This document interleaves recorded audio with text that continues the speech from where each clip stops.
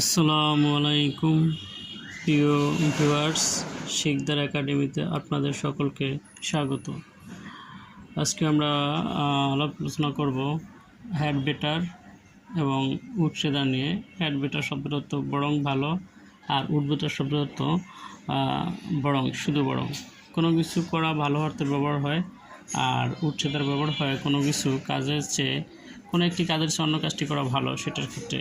তো উদাহরণের আমরা যদি উদাহরণ দেখি যে I had better meet you, কারণ এই হ্যাড বেটার পরে আমার বরং তোমার সাথে দেখা করা শ্রয়।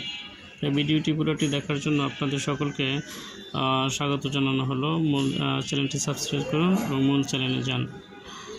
তো হেড বেটারের যে স্ট্রাকচারটা সেটা হলো প্রথম সাবজেক্ট বসবে, প্লাস বসাতে হবে হেড বেটার এবং ভার্বের B1, তারপরে একটা ভার্ব, তারপর অনেক